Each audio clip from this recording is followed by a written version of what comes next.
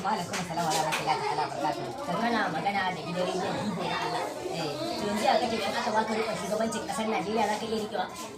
Mu ai inda bakin wannan kasar da bi izinin layi in dai aka bani to wallahi Allah na rantsa da Allah da Annabi wallahi tallahi an ga ci gaba a kasar nan. Kuma duk wani tsoho ya daina mulki a kasar nan. To yanzu ya kace tsoho Yanzu da irin ci gaba zaka kawo kai in ka karɓi wannan mulkin Najeriya. na farko in dai Allah ya bani wannan mulki na Najeriya dan tabbas tunda ma ka so samun mulki maka tsaye zan fita takara na shugabancin wannan kasa ko ya kuka ce da ba na farko adalci ɗaya da zan fara yi wa talakawa shine kowa zai nemi sana'a kuma kowa in baka samu sana'a ba za mu baka a bangaren gwamnatance kuma za mu yi muku aiki na gari lafiya lau kuma noma dai da hitso wannan yin kawo da ya kasa gyarawa to za a gyara shi To yanzu ya kake gani idan kawo mulkin Najeriya ya tsofin shugabannin kasar nan zaka iya kauda su ne ko zaka bar su a ci gaba da tafiya da su?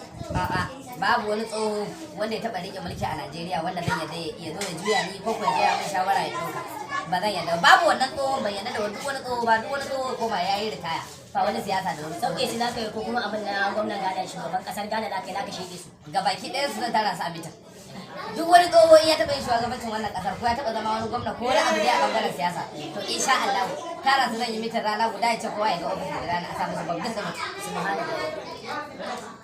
in ba haka ba ba za mu samu ci gaba ba in ko dai muna son ci gaba to duk wani tsoho da ke wannan ƙasar zamu ya mutu mu matasa za mu iya rike ƙasar mu tunda karatu ya wadanta kowa za mu iya kowa da kowa Kun ji dai abin da Malam Di ya faɗa cewa mulkin kasar mulkin Najeriya zai bar hannun wanda ya haura shekara 50. yawa Daga 50 isa babu shi a cikin kundin tsarin mulkin Najeriya. kai dai ka gane abin da nake nufi kwarai. ƙara masa ƙarya ƙara ma kuɗi To shi kenan ba matsala kuna kallon mu tare da gidan rediyon Biboyi na Allah saboda haka duk wanda ya haura shekara 50 ba zai mulkin Najeriya ba. Kire-kire mu yan shekara 30, 40, 45 hais 50. in ma ka kai 40 ba za ka mulki ba To shi kenan. ka fara dai daga hakan in ka ji 40 din ba matsala To ba matsala ni yanzu zan baka rage ne.